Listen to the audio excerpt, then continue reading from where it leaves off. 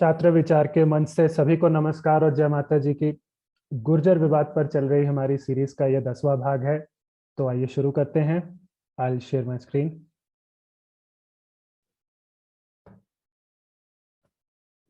So a quick recap. पिछले भाग में हमने क्या कवर किया है। घाघसा, राजौर और करहाड़ शिलालेखों में गुर्जर शब्द को लेकर जो दावे किए गए थे उनका खंडन किया। पाकिस्तानी पंजाब के गुजरात और गुजरांवाला जैसे स्थानों के पीछे क्या कहानी है वो हमने देखा। उसी के साथ जो वास्तविक गुजर जाति है उनका मध्यकाल में कैसा पोर्ट्रेयल किया गया है उसकी जानकारी हमने ली। फिर हमने 12वीं सदी से जो प्रसिद्ध ग्रंथ है राजतरंगिणी उसमें मिले गुर्जर शब्द को लेकर हुए क्लेम्स को डीबंक किया।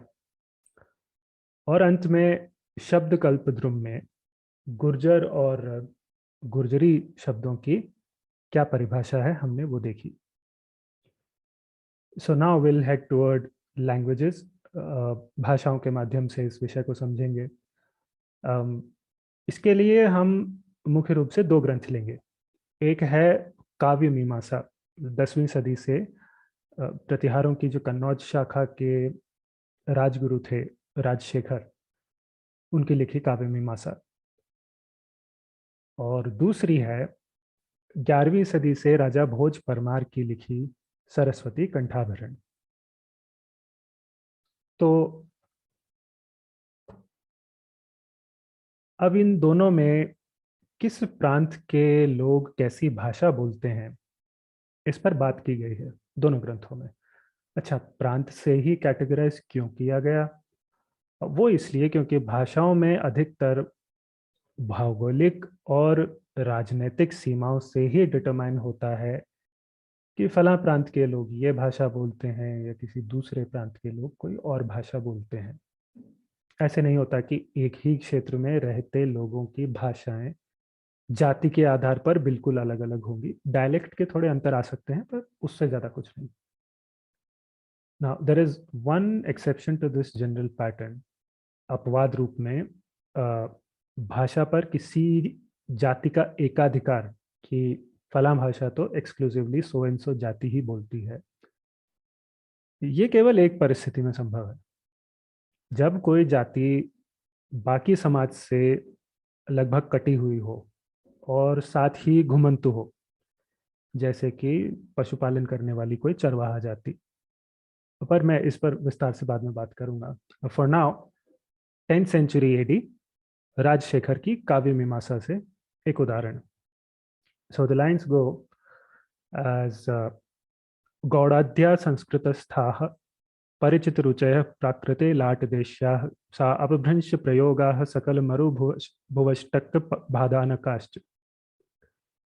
एंड सो ही सेइंग कि गौड़ देश में संस्कृत बोली जाती है, लाट देश में प्राकृत भाषा बोली जाती है, अपभ्रंश बोली जाती है मरुभूमि में, टक देश में और भादानक देश में। भादानक देश था मथुरा से चंबल नदी के बीच का जो क्षेत्र है उसे भादानक कहा गया। इसके अलावा आगे की लाइंस में फिर मध्य देश और अवंती क्षेत्रों की भाषाओं का भी उल्लेख होता है। ठीक है। Now, Avanti is another name of Ujjain, but it was also used for roughly the same region as Malwa. So basically, both the words Avanti and Malwa, they are both used as name of the country where Parmars were ruling in the medieval centuries. ठीक है, तो वो जो reason था पूरा उसे मालवा भी कहते थे, अवंती भी कहते थे। तो ये जो डिस्क्रिप्शन है एरियाज के आधार पर भाषाएं बता रहा है। Pretty self explanatory, right? ज्यादा कुछ कहने की आवश्यकता नहीं है। अब मैं राजा भोज परमार की लिखी सरस्वती कंठाभरण से एक एग्जांपल ले रहा हूँ, which is on your screen. So शृण्वन्ति लटभम लाटाः प्राकृतं संस्कृत द्विषः अपभ्रंशेन तुष्यन्ति स्वेन ना अन्येन गुर्जराः। द फर्स्ट लाइन सेज लाट देश के लोगों की प्राकृत सुंदर है, ठीक है, और संस्कृत से इन्हें द्वेष है। That's funny. The second line, it starts with अपभ्रंशेन तुष्यन्ति. This one is even more interesting. इस पर एक दावा होता है कि, just a minute, या तो दावा ये है कि सरस्वती कंठाभरण में भोज परमार ने, राजा भोज परमार ने गुर्जर जाति का उल्लेख किया है, और साक्ष्य के नाम पर क्या दिया जाता है, that's there on your screen. This is what they are circulating. तो पिछली स्लाइड का जो श्लोक है वो भी मैंने कंपैरिजन के लिए नीचे रखा है. Now you might have noticed, जो क्लेम के लिए जो दिया जाता है, the verse in blue brackets there, यहाँ भी जानकारी लगभग वही है. शृण्वन्ति लटभम लाटा, द सेम लाइंस, राइट. पर क्लेम वाले वर्स में इन द ब्लू ब्रैकेट्स नीचे की तरफ एक लाइन जुड़ी है, एक और लाइन है, which has the words स्वेन गुर्जर जातीयेन, जिसे लेकर ये लोग उछल रहे हैं. अब मैं समझाता हूँ. The line that you are seeing in the end, जहाँ स्वेन गुर्जर जातीयेन लिखा है, ये सरस्वती कंठाभरण से है ही नहीं. देखिए, ये पंक्ति सरस्वती कंठाभरण पर बाद में टीका यानी कमेंट्री लिखने वाले रत्नेश्वर राम सिंह की टिप्पणी है. ये लास्ट लाइन उनका कमेंट है, ठीक है. On the right side you can see the cover page of the publication. So this cover page mentions the inclusion of his commentary. अच्छा, रत्नेश्वर जी सरस्वती कंठाभरण पर ये टीका कब लिख रहे हैं, right? Let's check it out. Okay, तो रत्नेश्वर जी ने लिखा राजा भोज के 300 साल बाद, कम से कम 300 साल बाद, 14th सेंचुरी एडी में. मिथिला के राजा थे राम सिंह देव, उनके दरबार में रहते हुए. अच्छा, ये टीका जिस लिखित प्रति से, जिस मैन्युस्क्रिप्ट से उठाई गई है, that is dated 800 years after Raja Bhoj, 19वीं सदी, 19th सेंचुरी एडी की, संवत 1874, 1817 एडी टू बी प्रिसाइज, तब की लिखी हुई manuscript. Details are on your screen. और रत्नेश्वर जी के इस टीका का नाम है Ratna Darpan, written on the top left. ठीक है.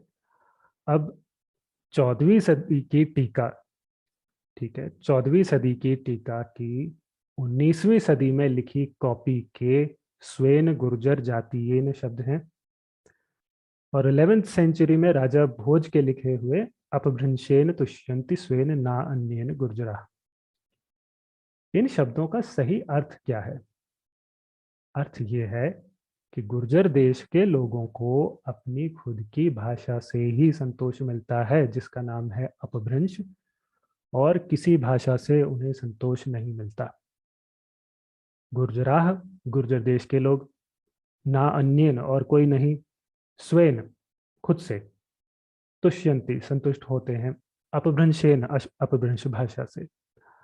अंतर केवल इतना है कि टीका लिखने वाले रत्नेश्वर जी ने गुर्जर देश में पैदा हुए लोगों को, meaning the natives of Gurjar देश, उन्हें गुर्जर जातीय यानी गुर्जर देश में जन्मा व्यक्ति ऐसा लिखा है. तो यहाँ जातीय का मतलब कास्ट नहीं है. क्यों नहीं है? क्योंकि संदर्भ, कॉन्टेक्स्ट ऐसी इंटरप्रिटेशन को बिल्कुल भी सपोर्ट नहीं करता. जातीय शब्द के कब कैसे अर्थ निकलते हैं, ये हम पहले भी कई बार क्लैरिफाई कर चुके हैं प्रीवियस एपिसोड्स में, और जो ठीक पिछला एपिसोड था उसमें भी कर चुके हैं, तो वहां भी आप देख सकते हैं. तो अब कमेंट्री से हटकर अगर मूल पंक्तियों पर वापस आते हैं, जो राजा भोज के ओरिजिनल टेक्स्ट में मिलती है, द मेन वर्स इटसेल्फ, तो यहाँ मैं दो शब्दों पर ध्यान दिलाना चाहूँगा. एक है लाटा, पहली लाइन से. दूसरी पंक्ति में शब्द है गुर्जराह. ठीक है, बिल्कुल यही शब्द आपको तिलक मंजरी में भी मिला था, जिसके आधार पर फिर परमारों के गुजर होने का दावा किया गया था. तो लाटाह, गुर्जराह एक सा प्रयोग है, कोई मात्रा का अंतर, कोई प्रत्यय का अंतर, कुछ नहीं. ठीक है. तो गुर्जराह या गुर्जर का अर्थ यहाँ पर क्या है? देखिए, वैसे तो हम बहुत से उदाहरण और तर्क अब तक देख चुके हैं और इसका उत्तर अच्छे से जानते हैं, पर फिर भी अगर गुर्जराह का अर्थ एक बार गुर्जर देश के निवासियों से ना लेकर किसी गुर्जर जाति जनजाति को मान ले, तो उसी आधार पर फिर लाटाह से अर्थ होना चाहिए लाट जाति जनजाति। ऐसी तो कोई जाति जनजाति थी नहीं तब। और हम अच्छी तरह से जानते हैं कि लाट केवल एक देश या प्रांत का नाम रहा है। ठीक है, तो फिर गुर्जराह से अर्थ कोई गुर्जर जाति जनजाति किस आधार पर मान लिया जाए? कोई आधार नहीं है। भाषाओं की बात करते इन ग्रंथों में अवंती, गौड़ देश, गुर्जर और लाट वगैरह किस प्रांत की कौन सी भाषा है ये बताने के लिए उपयोग हुए हैं। वैसे ही जैसे भूगोल के आधार पर लोगों को पहचाना गया, the same way languages are identified. कहाँ कितने क्षेत्र में कौन सी भाषा बोली जाती है। तो भाषा का ये डिटर्मिनेशन जाति मात्र से नहीं होता, ये हम देख चुके हैं। भाषाओं में क्षेत्र और उसकी संस्कृति, ये सबसे बड़े डिसाइडिंग फैक्टर्स होते हैं।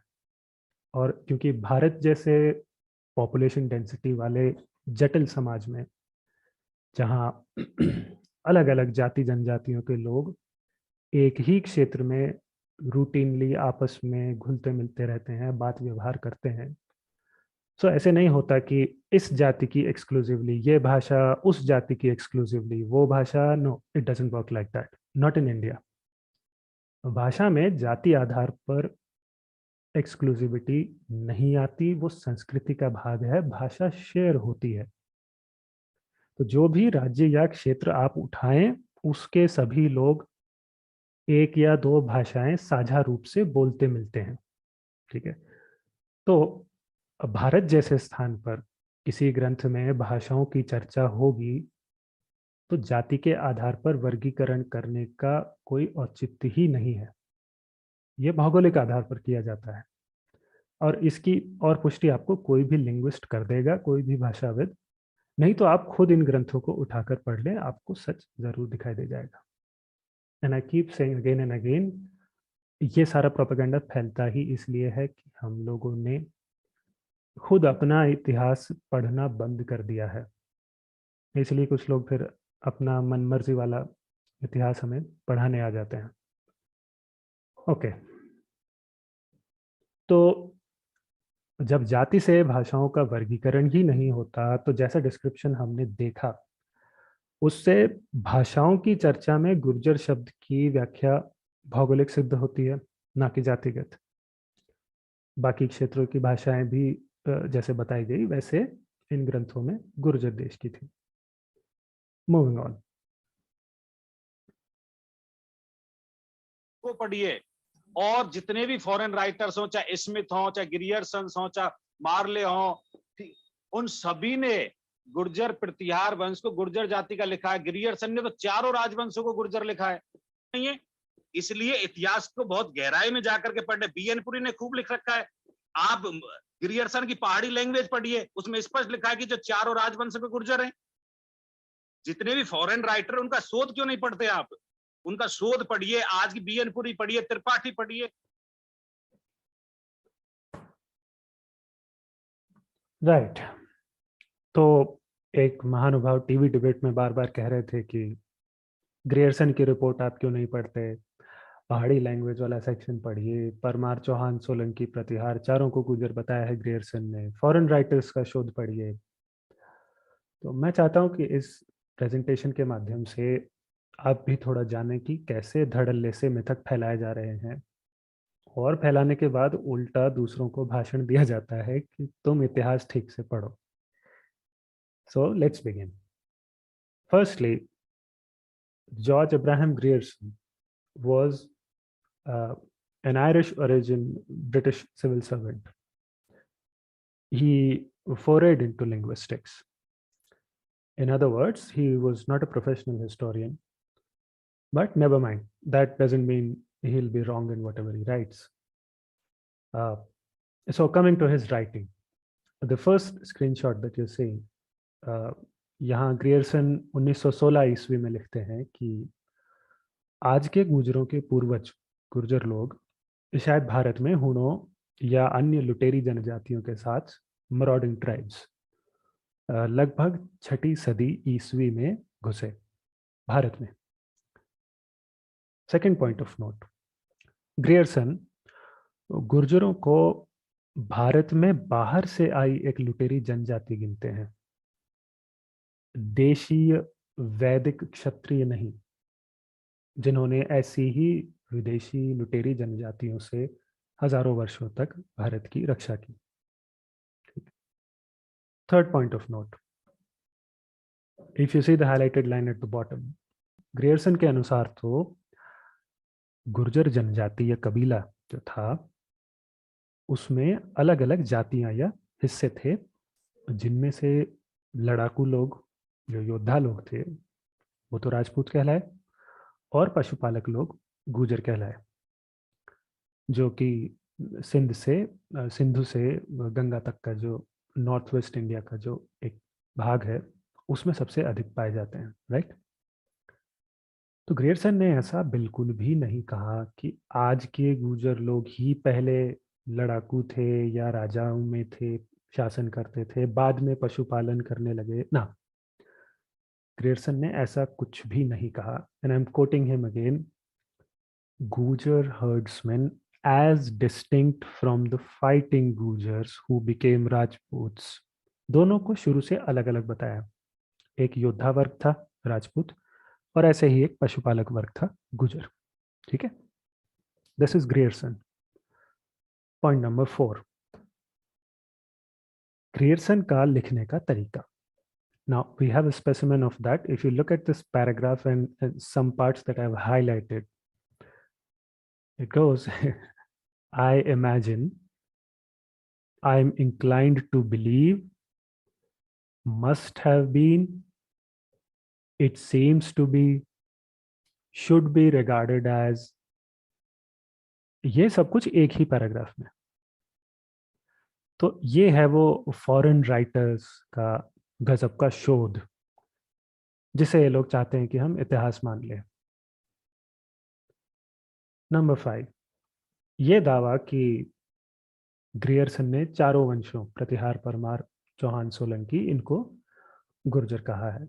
अब ग्रियर्सन की लाइंस आपकी स्क्रीन पर हैं नीचे की तरफ, ध्यान दीजिए उनका आधार क्या है। He says as demonstrated by epigraphical evidence, शिलालेखों के साक्षी।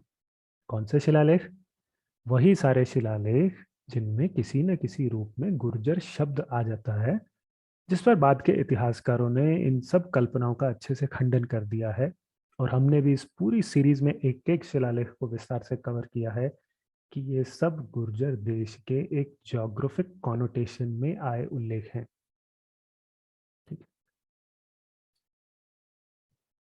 नंबर 6, ग्रियर्सन ने जो पशुपालक गुर्जर समुदाय द्वारा जो बोली जाती है गुजरी,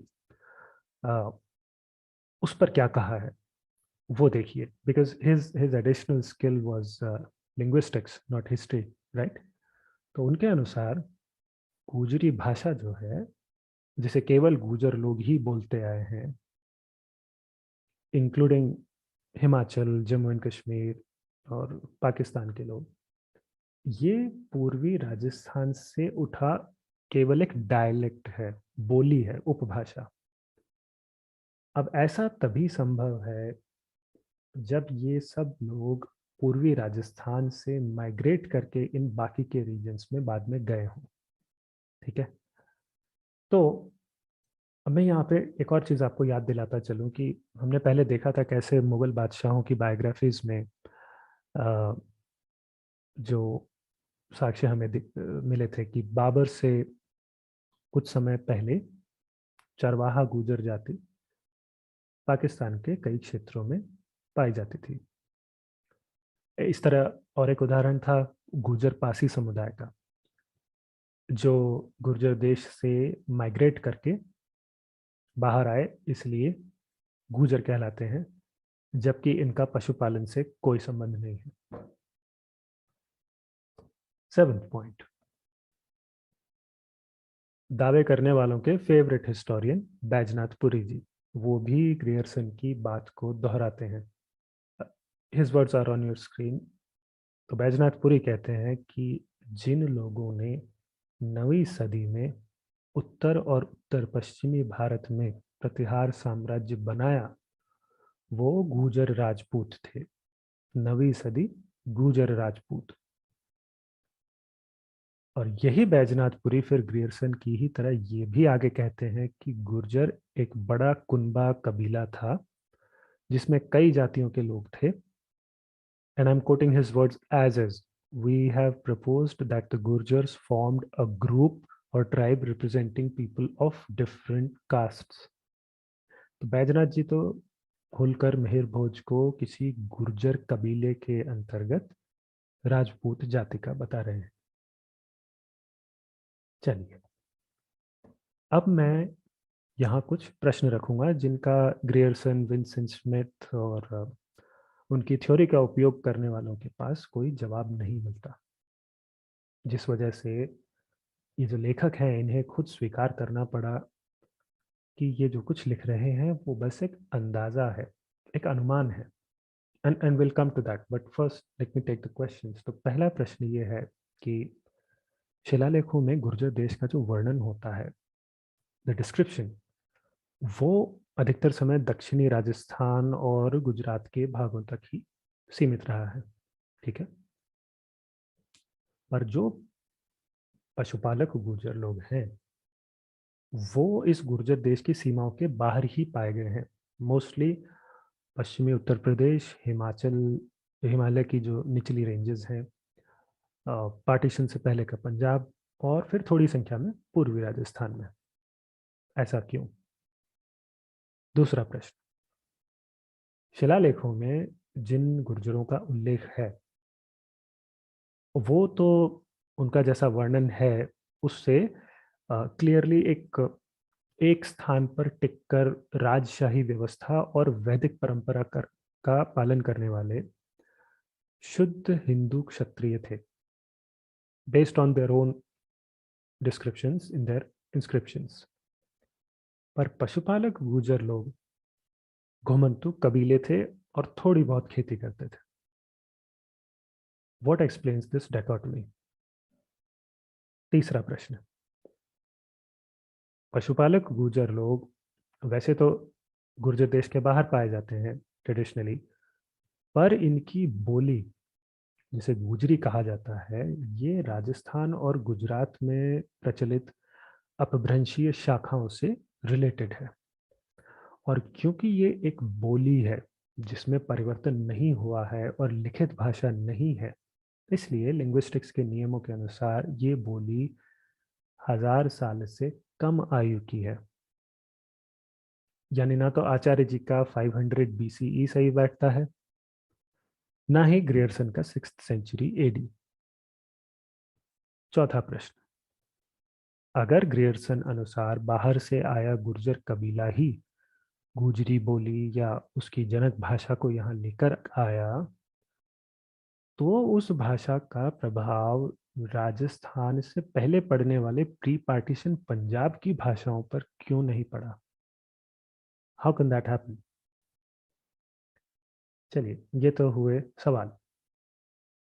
अब आगे RS त्रिपाठी जी की बात कर लेते हैं, क्योंकि हमें उनका नाम भी दिया गया।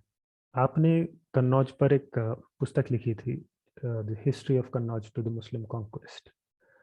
तो उसमें स्वाभाविक था कि वो कन्नौज की प्रतिहार शाखा को भी कवर करते, और उस पुस्तक के अंश आपकी स्क्रीन पर है। तो त्रिपाठी जी ने भी ग्रियर्सन की तरह गुर्जरों को लगभग 6ठी सदी में घुसी विदेशी मूल की जनजाति ही बताया है, ठीक है। मतलब प्राचीन काल के वैदिक क्षत्रिय नहीं, जिसका कि दावा किया गया प्रेस कॉन्फ्रेंस में। You listen to this from the press conference, just a minute. लगभग 2500 साल पहले पहला जो है गुर्जरों का प्रमाण मिला, 2500 वर्ष पहले, और वो मिलता है पंचतंत्र के। पंचतंत्र में गुर्जर देश का वर्णन है। गुर्जर देश की एक कहानी पंचतंत्र के अंदर है। इसका मतलब है कि उस समय पर गुर्जर देश था, तो उससे कुछ पहले 1 आध शताब्दी राइट। देखिए, शिलालेखों और ग्रंथों में जिन गुर्जर राजाओं का उल्लेख है वो तो अपने आप को श्री राम और लक्ष्मण से जुड़े रघुकुल के क्षत्रिय बताते हैं। प्रेस कॉन्फ्रेंस में अभी आपने सुना कि गुर्जर जाति की कल्पना 500 ईसा पूर्व 500 बीसीई के भी पहले की गई है, और हमारी वैदिक वर्ण व्यवस्था के बाद उसमें से बनी शुद्ध हिंदू जातियों में गुर्जर जाति की कल्पना की गई है। ठीक। पर फिर टीवी डिबेट में जो महानुभाव थे, जो कि प्रेस कॉन्फ्रेंस में भी आचार्य जी के बगल में बैठे थे, वो तो इन दावों के समर्थन में ऐसे विद्वानों के नाम दे रहे हैं जो गुर्जरों को 500 बीसीई के 1100 साल बाद 6th सेंचुरी एडी में भारत में घुसी विदेशी मूल की लुटेरी जनजाति लिख रहे हैं। बताइए, कोई सर पैर ही नहीं है इन बातों का। मतलब इतिहास ना हुआ, मार्केट की शॉपिंग हो गई कि कभी ये ले रहे हैं, कभी वो ले रहे हैं। अब किसकी बात को सच माने? 500 बीसीई, 6th सेंचुरी एडी, किसके और किस आधार पर माने? क्योंकि ग्रियर्सन जैसे लोग, वो तो खुद ही ये बता रहे हैं कि हमने जो कुछ भी ये सामने रखा है ये सिर्फ एक थ्योरी है। Because I've given some examples on your screen. His words, if you see the first screenshot, according to the most modern theory. अगला पैसेज देखिए. He says, it is not possible to give a fully satisfactory solution to the problem, but recent historical and archaeological researches throw some light upon it. और वो क्या archaeological inscriptions थे वो सब, वो हम इस पूरी सीरीज में देख चुके हैं. उससे अगला देखिए passage. We are not able to identify the locality beyond the passes from which these ancestors came, nor do we know what tribal names they bore before they entered India or what language they then spoke. यानी ना तो उनको 6th century AD की इस काल्पनिक गुर्जर कबीले के मूल स्थान का पता कि भारत में कहाँ से आए, ना उनको नस्ल का पता, और ना ही भाषा का पता कि ये लोग पूर्वी राजस्थान की बोली उठाने से पहले क्या बोलते थे, क्या लिखते थे, कुछ नहीं पता। पर थ्योरी तो बनानी है, तो एक एजम्पशन लेंगे और उसे ध्रुव सत्य बताकर उस पर दूसरा एजम्पशन खड़ा कर देंगे, फिर उसे भी ध्रुव सत्य बताकर उस पर तीसरा assumption. This is mockery, this is not history. 125 साल पहले एविडेंस के अभाव में ब्रिटिशकालीन लेखकों ने जो अंदाजे लगाए, वही सड़ा गला ऑलरेडी डीबंक्ड गेसवर्क एक ब्रोकन रिकॉर्ड की तरह रिपीट किया जाता है कि किसी भी तरह बस तुक्का लग जाए. और हमने अभी वो पैराग्राफ भी देखा ना ग्रियर्सन के शोध का, which says, I imagine, I am inclined to believe, must have been, it seems to be. इसे इतिहास माने हम लोग. और इस कॉमेडी का कोई अंत नहीं है. इनकी यही हालत के.एम. मुंशी जी के ग्रंथ पर है. हमने इस सीरीज के 6th पार्ट में दिखाया था कि कैसे ये लोग दावा करते हैं कि के.एम. मुंशी ने हमारी बात का समर्थन किया है. टीवी डिबेट में भी कहा गया मुंशी जी को पढ़िए. अरे भाई, एक बार आप भी तो मुंशी जी को पढ़ लीजिए ढंग से. हमने तो पुस्तक के अंश सबको दिखाए हैं 6th एपिसोड में. के.एम. मुंशी ने इन सब दावों का उल्टे खंडन किया है. अपने ग्रंथ में उन्होंने साफ लिखा है कि गुर्जर कोई जाति जनजाति नहीं, बल्कि एक स्थान का नाम है, और जैसा उस काल में बाकी सब स्थानों में होता था. It was not an exception, it was as per the medieval norms. उसी अनुसार गुर्जर देश नाम से वहां के निवासी और राजा जाने गए, जैसे उस समय बाकी क्षेत्रों के जाने जाते थे. तो हमें इतिहास को गहराई से पढ़ने का लेक्चर देने के बजाय कृपा करके आप लोग अब की बार किसी अंग्रेजी समझने वाले को साथ लेकर बैठें और ढंग से समझें कि बैजनाथपुरी, ग्रियर्सन और मुंशी जी वगैरह ने क्या लिखा है, क्यों पब्लिक में अपना उपहास उड़वा रहे हैं. There is absolutely no proof whatsoever of a Gujar caste existing before 15th century AD. ये हुई. अच्छा, एक और बात कही जाती है बैजनाथ जी को लेकर. कि साहब बैजनाथ पुरी जी ने ऑक्सफोर्ड से अपने विस्तृत शोध में स्पष्ट किया कि प्रतिहार वंश गुर्जर है, राजपूत नहीं है, फला फला। देखिए, बैजनाथ पुरी जी की पुस्तक मैं पढ़ चुका हूँ, उसमें ऐसा एक भी साक्ष्य या दावा नहीं आता जिसका कि रिबटल पहले ही ना हो चुका हो। आर.एस. त्रिपाठी, ग्रियर्सन और बैजनाथ पुरी वगैरह की पुस्तकों का और उनके नाम लेकर बाहर जो आजकल दावे होते हैं, इन सब का इतिहासकारों ने पहले ही पर्याप्त खंडन कर दिया है। जी.एच. ओझा, दशरथ शर्मा, विंध्यराज चौहान, के.एम. मुंशी, शांतारानी शर्मा, प्रतिपाल भाटिया और बहुत से इतिहासकार हैं। इन लोगों ने त्रिपाठी, बैजनाथपुरी आदि के मत का, लाइक आई सेड, डिटेल में पहले ही आंसर कर दिया है, और कई दावे हमने इस सीरीज में भी डिटेल से कवर किए हैं। तो दूसरों से ये कहने के बजाय कि त्रिपाठी और बैजनाथपुरी को पढ़ो, भाई साहब आप दशरथ शर्मा, के.एम. मुंशी, शांतारानी शर्मा, प्रतिपाल भाटिया और विंध्यराज चौहान को पढ़ लीजिए। नाम देने से इसने ये कह दिया, उसने वो कह दिया, उससे नहीं होता ना। नाम तो मैंने भी बता दिया आपको, आधा दर्जन, जो आपके बताए लोगों के सारे पॉइंट्स कब के डीबंक कर चुके बहुत पहले। रही बात ये कि ग्रेयरसन और बैजनाथ जी ने एग्जैक्टली क्या लिखा है, उसके सैंपल भी मैंने आपके सामने रख दिए कि कैसे बैजनाथपुरी और ग्रियर्सन के ही शब्द इन दावों का, इनकी पोल खोल देते हैं। तो पुरी जी और ग्रियर्सन के मत का अगर एक जिस्ट बनाए, समरी, वो ये है कि गुर्जर 6th सेंचुरी एडी में बाहर से आया कोई बड़ा कुनबा कबीला था, जिसमें बहुत सी जातियों के लोग थे। उनमें से जो योद्धा वर्ग था और लीडर वर्ग था, वो आगे चलकर राजपूत कहलाए, और जो पशुपालक वर्ग था वो आगे चलकर गुर्जर कहलाए। This is the gist of what they are saying.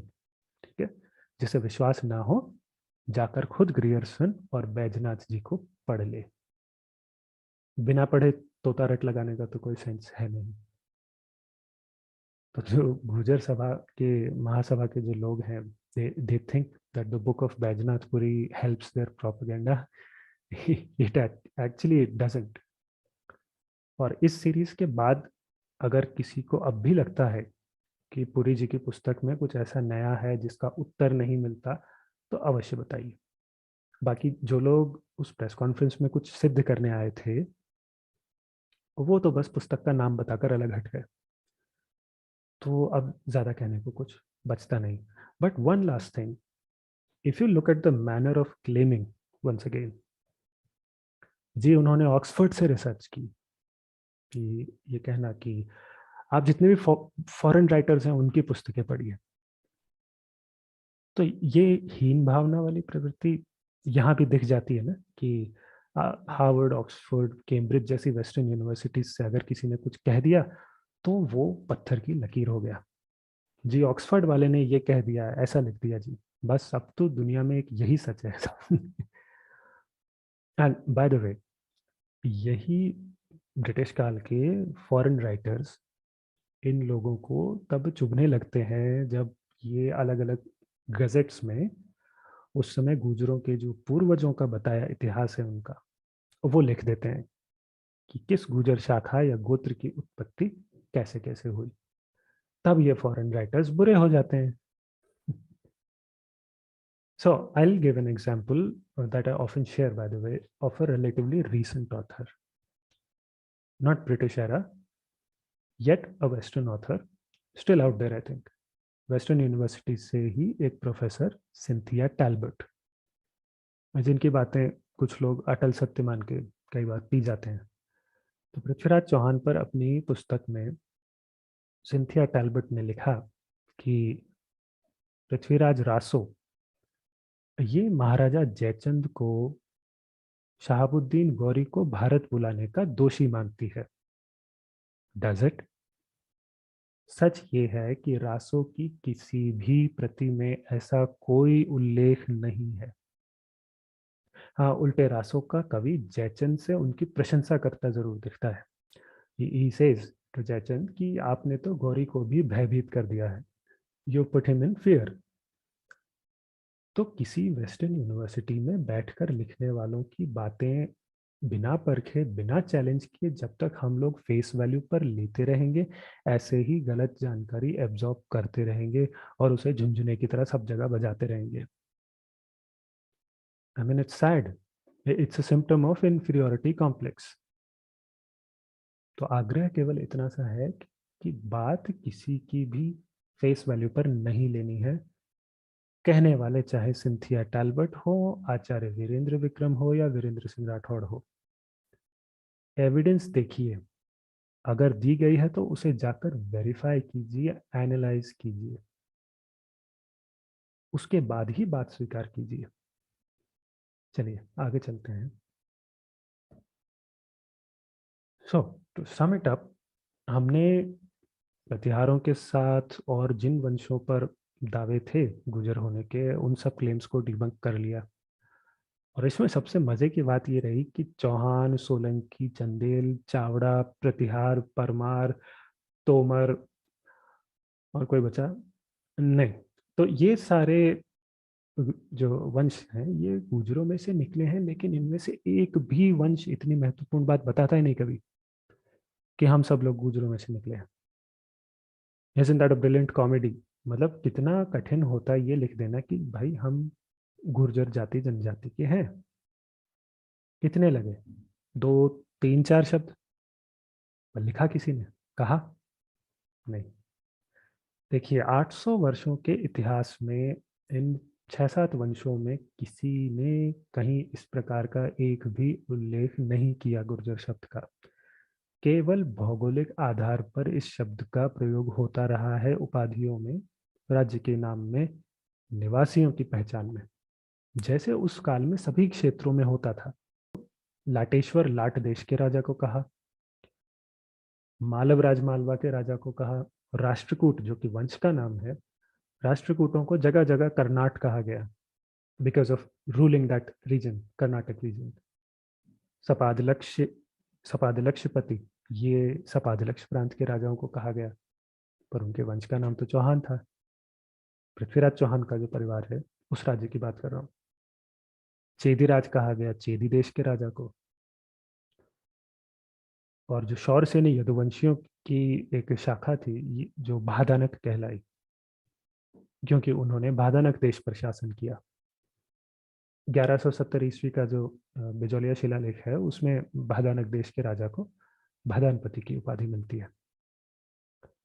अच्छा, दिल्ली और उसके आसपास का जो एरिया है उसको पहले अनंग प्रदेश कहा जाता था। So what you are seeing on your screen right now, this is ये 800 एडी रफली। 800 एडी में एक ग्रंथ लिखा गया था कुट्टनीमत, उससे है ये लाइंस। तो इनमें सम्राट हर्षवर्धन जो थे उनको अनंग प्रदेश पर अधिकार होने के कारण इन लाइंस में अनंग हर्ष कहा गया। ठीक, तो इसी प्रकार से जैसे हमने सब एरियाज के लिए देखा, उसी प्रकार से बाकियों के साथ आए शब्द गुर्जरेश्वर वगैरह जो है ये किसी गुर्जर जाति से नहीं बने, उस काल का मानक ही नहीं था ऐसा।